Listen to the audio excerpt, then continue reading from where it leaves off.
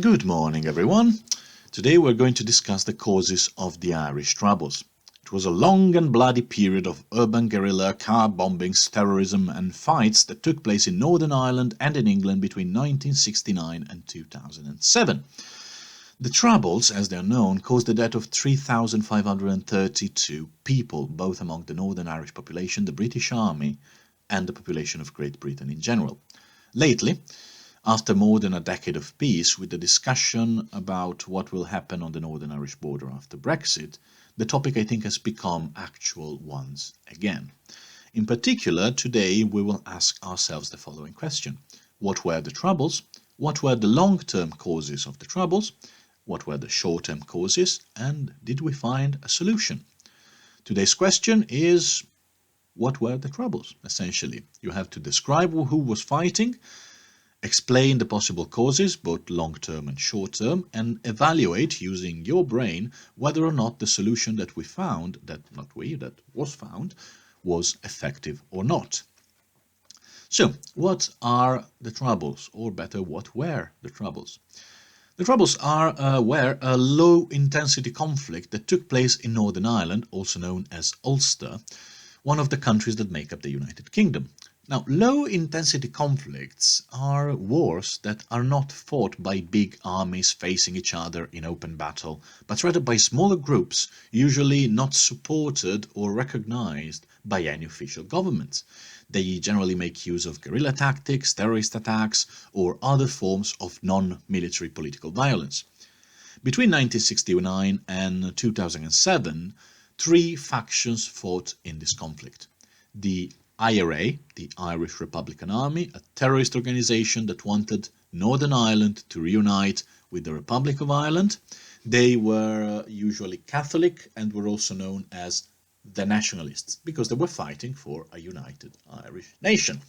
Second, the Ulster Loyalists, who wanted to keep Northern Ireland inside the United Kingdom. They were usually Protestants and they are known as Loyalists because they remained loyal to the British government in London. These were two paramilitary forces. What does paramilitary mean? They were groups of people who had weapons and training, and if you read the inventory of the IRA after it gave away all its weapons, they had a lot of weapons.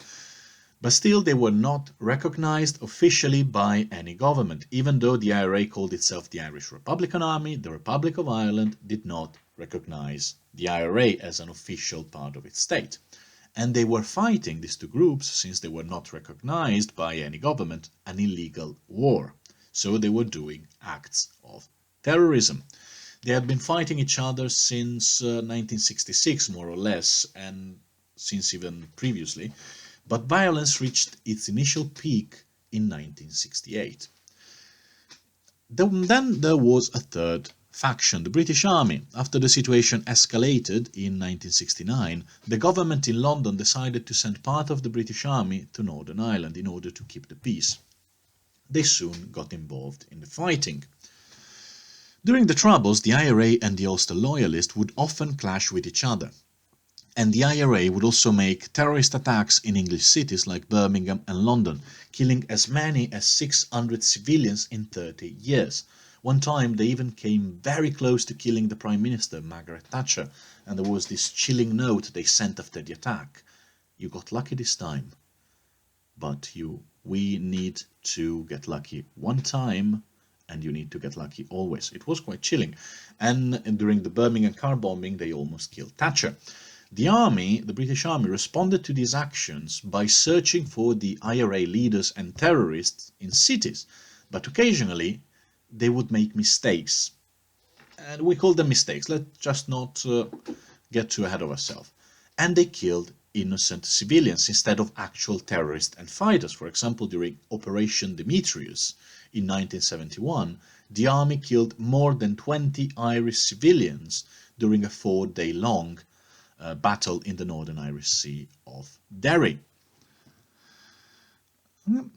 In that, I don't want to say that the IRA was innocent. On the contrary, as we said, they killed as many as 600 civilians in 30 years. Okay, as in literally every conflict in human history, finding who was right and who was wrong, especially if a war drags on for so long that you almost forgot why it started, tends to be extremely difficult.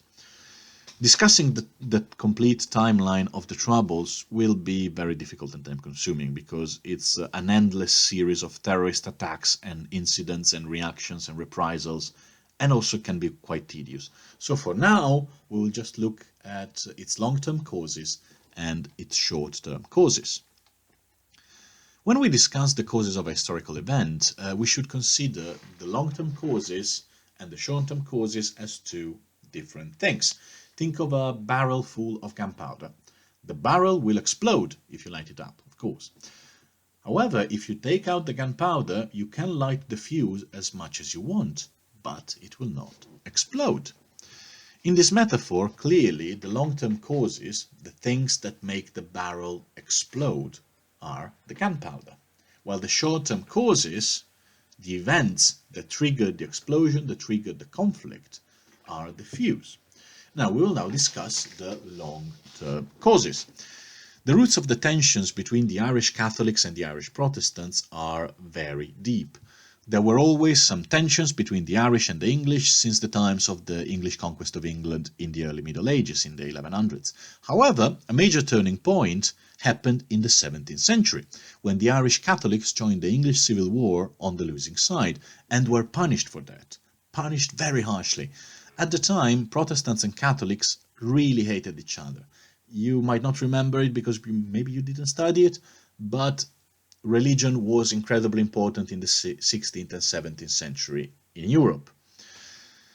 So, Protestants and Catholics really hated each other, and the Protestant English government that won the war decided to remove all the political rights of the Catholics, and, most importantly, to replace most of them with Protestant settlers. Essentially, they sent Protestant settlers from England and Scotland to Ireland, and they kicked out the people who were already living there. That's essentially what happened. Soon enough, the Protestants became the majority of the population in Northern Ireland. The thing is that they were not an incredibly large majority. They were slightly more than half, and slightly less than half of the population was, and still is, Catholic. This created, of course, a lot of divisions and a lot of tensions, and became a very, very important cause for what happened later, the fact that this region of Ireland had a particularly divided population in terms of religion. A couple of centuries later, during World War I, in 1916, many Irish patriots decided to revolt against British rule, which could be incredibly oppressive at times. Okay, we are in Britain, but we should not forget that Britain didn't do everything heroically all the time. For example, in Ireland, during the potato famine of 1848, a famine that killed or displaced more than half of the Irish population, the British government refused to help in any way. After a long struggle, the Irish were finally able to win their independence in 1922. However, and this was another very important long-term cause, the people of Northern Ireland, who were for the majority Protestant, remember, decided to remain in the United Kingdom. This would eventually make a lot of Catholics in Northern Ireland want to reunite with the rest of the island, which they feel should be like a single nation. So these were the long-term causes, the fact that Ulster has a divided population and the fact that Ulster, Northern Ireland, is not part of the Republic of Ireland. So what were the short-term causes? Let's see now what unleashed the violence, what lit the fuse and caused the violence to erupt. In the 1960s, the Catholics in Northern Ireland felt discriminated.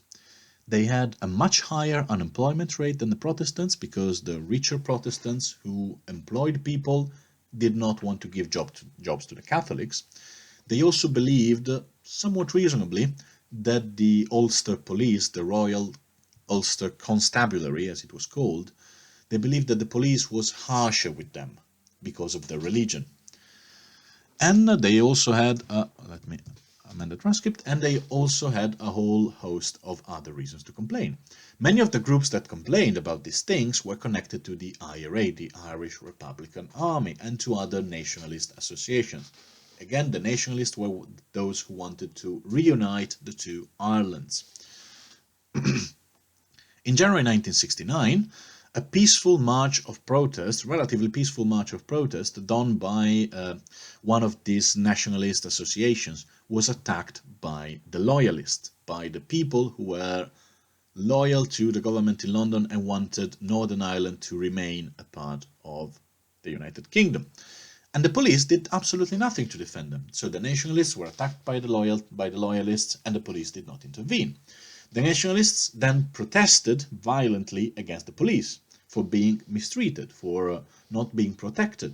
But the police reacted even more violently, and the full revolt broke out in the city of Derry, or Londonderry, I think, if you are Ulster Protestant. It was called the Battle of the Bogside and lasted for 7 months. It was the first major incident of the Troubles and led to the dispatchment of the British Army to Northern Ireland, which in turn led to the escalation of the violence, and in turn this easily morphed into 30 years of violence, terrorism and urban fighting. So, how was a solution found eventually? The good answer is yes. In 1998, after years of bombing, attacks, raids and terrorism again, 3,000 people died on both sides. There were constant bombings in Britain, in England, in Ireland, in both islands. A lot of people died. There was this constant sense of terror, and to give you an idea of the situation, I lived in Ireland for 6 months. This was much after the Good Friday Agreement, but the guy who was hosting me was a member of the Army Reserve. This was in the Republic of Ireland, and he mentioned how American anti-terrorism units were sent to Northern Ireland to train, because the British Army had gone so much experience fighting against the IRA, against all the sort of rebels and movements that existed in the area, that were active in the area, that they could teach the Americans how to do counter-terrorism. So in 1998, after years of low-intensity conflict, which again we did not have time to explore, but it was terrible, the British government, led by Tony Blair, and the Irish government, led by Bartholomew Ahern, I'm not sure I pronounced that correctly, they were able to convince the Irish nationalists of the IRA and the Ulster loyalists to stop fighting. Since it was signed on Good Friday, it's known as the Good Friday Agreement. Now, these are the main points of the agreement. First, Northern Ireland would have its own national assembly, like a parliament, which now takes decisions that used to be taken by the national government in London. Point number 2, there could be a referendum at any time which can reunite Northern Ireland with the rest of Ireland if the majority of the local people agreed on it. And this might become important in the next few years. Third point, the IRA and other organizations, but especially the IRA, agreed to give the weapons away. And if you read the inventory, it's comically huge. They got land surface to air missiles, they got tons of explosive. It's comical now because we are years away from it, but it must have been terrifying. And they got the weapons from Libyan dictator Muammar Gaddafi in certain occasions. So the IRA decided to open its warehouses and give the weapons away to the British Army and to the Irish Army as well. And that was the third point. The fourth point, there would be no border controls between Ireland and Northern Ireland. So, was this a success? Was this agreement a success? Short answer, yes. Long answer, yes. Violence decreased almost immediately, also because the soft borders between the two countries had made it feel, and also thanks to, I think, the European Union, made it feel like a part of a single nation. If you don't have to cross a border, if you can pay with the same currency wherever you go, you start feeling less like the two countries are separated and more like they are the same countries under different administration. However, now that Britain has left the European Union, the situation might change because there is this incredibly complicated situation regarding the Irish border. Hopefully, it's very unlikely to cause a new wave of terrorism. Hopefully it will not happen, but we will see in the next years. Now, those were more or less the facts. There is a model answer in the description, in the transcript as well. So, I'm looking forward to read what you write, and see you next time.